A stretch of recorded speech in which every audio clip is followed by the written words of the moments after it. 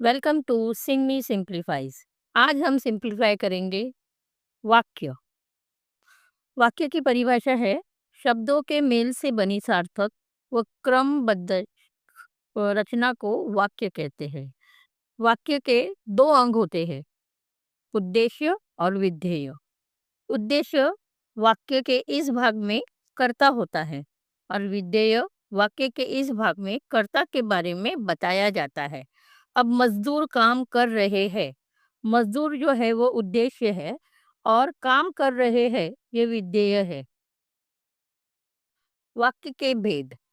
अब हम बात करेंगे वाक्य के भेद पर। वाक्य के भेद दो प्रकार के होते हैं, एक अर्थ के आधार पर वाक्य के भेद और दूसरा है रचना के आधार पर वाक्य के भेद। अब हम बात करेंगे पहले अर्थ के आधार पर वाक्य के भेद। अर्थ के आधार पर वाक्य के 8 भेद होते हैं, विधानवाचक वाक्य, निषेधवाचक वाक्य, प्रश्नवाचक वाक्य, इच्छावाचक वाक्य, आज्ञावाचक वाक्य, संकेतवाचक वाक्य, संदेहवाचक वाक्य और विस्मयादिबोधक वाक्य। तो अब हम पहले बात करेंगे विधानवाचक वाक्य के बारे में। विधानवाचक वाक्य किसी काम के होने या करने की सामान्य जानकारी देने वाले वाक्य को विधानवाचक वाक्य कहा जाता है। अब इसके उदाहरण है, बच्चे बाहर खेल रहे हैं।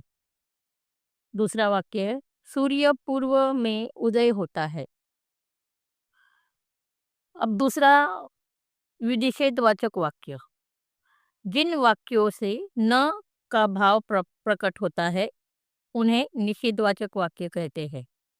इसके उदाहरण है, वे पुस्तक नहीं पढ़ रहे हैं, इधर उधर मत देखो, यहाँ वहाँ मत जाओ।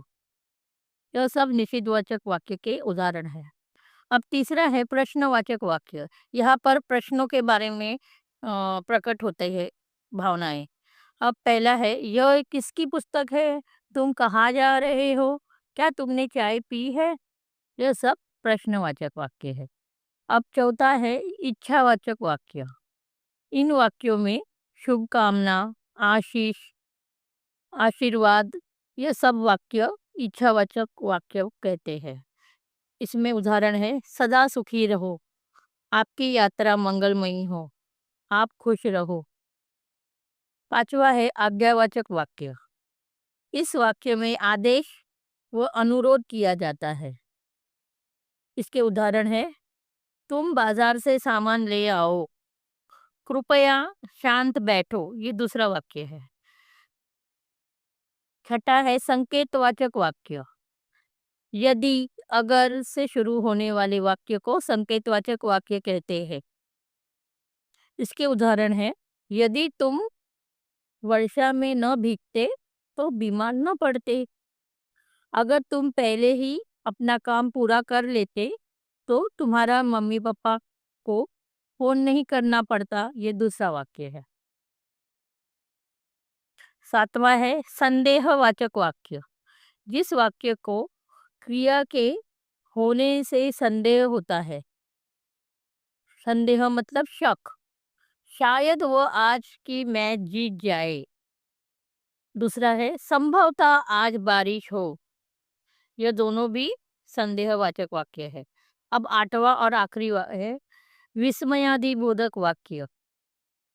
जिस वाक्य में हर्ष, शोक, घृणा, आश्चर्य आदि के भाव प्रकट होते हैं उसे विस्मयादिबोधक वाक्य कहते हैं। जैसे उदाहरण है, शाबाश, तुम जीत गए। दूसरा है, छी, ये क्या किया तुमने। यह सब विस्मयादिबोधक वाक्य है।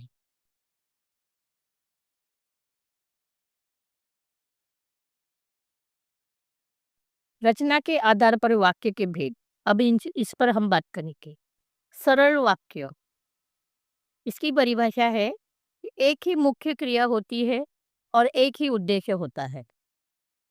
दूसरा है संयुक्त वाक्य।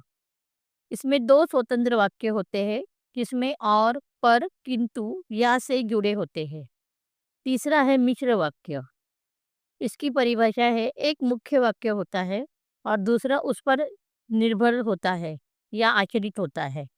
मिश्र वाक्य की सबसे बड़ी पहचान यह है कि ये आपसे आपस में ही जुड़े होते हैं, जैसे कि जो, क्योंकि, जितना उतना, जैसा वैसा, जब तब, जहाँ वहाँ, अगर, तो, यद्यपि, तथापि। अब हम मिश्र वाक्य या सरल वाक्य या संयुक्त वाक्य के उदाहरणों के बारे में बात करेंगे। राम स्कूल जाता है, यह एक सरल वाक्य है। दूसरा है, सूरज निकला और पक्षी चहचहाने लगे, यह एक संयुक्त वाक्य है। जैसे ही सूर्यास्त हुआ, अंधेरा छा गया, यह एक मिश्र वाक्य है। वह पढ़ लिखकर अधिकारी बना, यह एक सरल वाक्य है। जो लड़का कमरे में बैठा है, वो मेरा भाई है, यह एक मिश्र वाक्य है। उसने बहुत मेहनत की, पर वह सफल नहीं हुआ, यह एक संयुक्त वाक्य है। माँ खाना बना रही है, यह एक सरल वाक्य है। आप चाय पिएंगे या कॉफी, यह एक संयुक्त वाक्य है। शिक्षक ने कहा कि कल छुट्टी रहेगी, यह एक मिश्र वाक्य है। बिजली चमकी और वर्षा होने लगी, यह एक संयुक्त वाक्य है। अब हम बात करेंगे वाक्य रूपांतर पे, जैसे कि सरल वाक्य को संयुक्त वाक्य में बदलना, सरल वाक्य को मिश्र वाक्य में बदलना। तो आज हम सरल वाक्य को संयुक्त वाक्य में और मिश्र वाक्य में बदलेंगे। तो पहला है सरल वाक्य, सूर्योदय होने पर पक्षी चहचहाने लगे। अब इसका संयुक्त वाक्य है, सूर्योदय हुआ और पक्षी चहचहाने लगे। अब इसका मिश्र वाक्य है, जैसे ही सूर्योदय हुआ वैसे ही पक्षी चहचहाने लगे। दूसरा उदाहरण है सरल वाक्य का, मेहनत करने वाले व्यक्ति को सफलता मिलती है। अब इसका संयुक्त वाक्य है, व्यक्ति मेहनत करता है और उसे सफलता मिलती है। अब मिश्र वाक्य, जब व्यक्ति मेहनत करता है तब वह सफल होता है। अब इसका तीसरा उदाहरण है, स्वस्थ रहने के लिए तुम्हें व्यायाम करना चाहिए।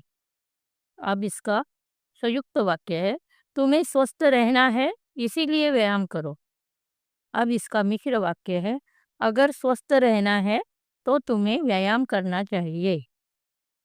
आशा करती हूँ हमने आपको बताया हुआ हर एक वाक्य आप समझे होंगे। अगर कोई भी आपको कठिनाई हो तो आप हमें कमेंट्स पर पूछ सकते हैं। धन्यवाद।